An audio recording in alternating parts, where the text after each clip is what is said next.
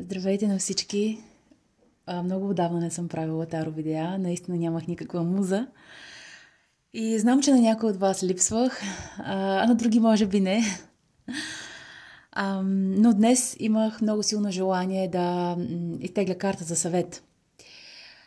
Насока, която ни е нужна сега за всички. Обикновено с такива дневни съвети, за които имам намерение и правя, насоката важи няколко дни. За дните около, примерно до към седмица. За дните около самото тегляне, самата публикация. Но не изключвам, ако случайно сте попаднали на това видео по някакви неведоми пътища, след много време, този съвет също да звъни за вас. Съвета няма да бъде нещо, за което ще трябва много да се насилвате, ако в това видео попадне някога, там след доста време. Но, какъв е съвета, насоката за всички нас днес и в близките няколко дни? Той дойде с 4 пентакли, 4 чаши и използвам котешкото таро. Тарото на белите, таро на белите котки. Това, ако някой от вас хареса, иска да се закупи. Накратко, първо, заземи се. Заземи се е съвета. Стабилизирай се. Не се лутай от настроение в настроение, от мисъл в мисъл, от възможност във възможност. Излез от хаоса. Астрологично сега бяха такива дни и още малко продължават. Така че това е съвета. Независимо за вас това какво значи точно. Спокойствие, стабилност, към това трябва да се стремим сега. Не бързай да приемаш предложение, идея, оферта, ако някой те насилва, ако някой много иска да те накара да направиш нещо, особено ако знаете, че това е рисково. В някои случаи също оглеждайте се, услушвайте се, внимавайте за измама, защото някой може да иска да ви наруши прекалено много сигурността, да ви вземе парите, да ви излъже в някои крайности. В други случаи просто нещо за сега не го чувствате или твърде е рисковано, има нещо. Пазете си стабилността. Дайте си време поне за сега, поне да помислите.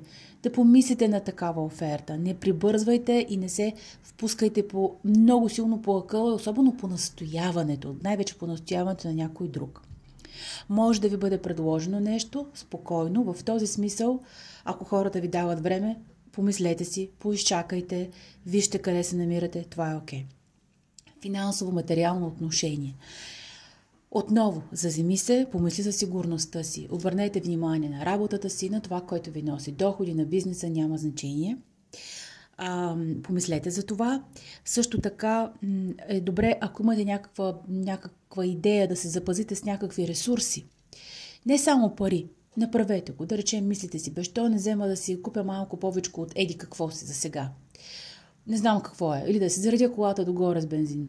Направете го. Нещо, което и вие така или иначе интуитивно усещате. Също, не изхвърляйте прибързано с 4 пентакли. Дайте поне няколко дни да видите нещо, което сте склонни твърде много да изхвърлите. Може да е вкъщи, където и да е. Не избързвайте.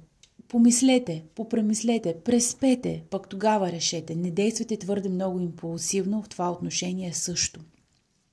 Защото съвета е задръж, придоби.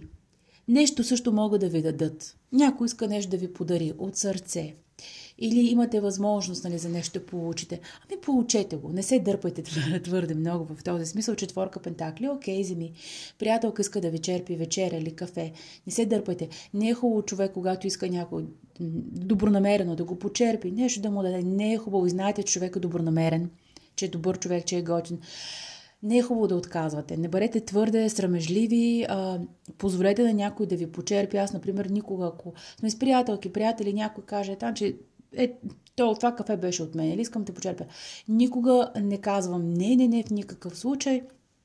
Както и когато аз искам да почерпя някой, не обичам да ми се дърпат прекалено много. Така че позволете, нещо вземете, придобийте.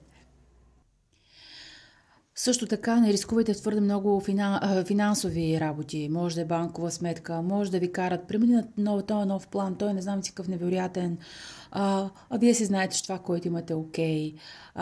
Придържате се към момента повече към сигурното. Това е съвета за днес. Също, застраховки, между другото. Ако имате дорите за застраховка или да направите застраховка, за нещо да се подсигурите, също е добре. Четворка пентакли, аз съм сигурен, аз съм стабилен. Вижте, той е стъпил на пентаклите, държи, на главата му има пентакъл.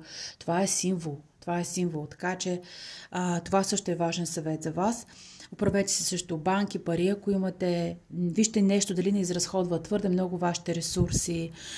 Ами дали не видите, че екрана на отдата и трябва да го оправите, или пък дали нещо не похабява ресурси, да речем, от духа до грамата не ви духа, не е стара.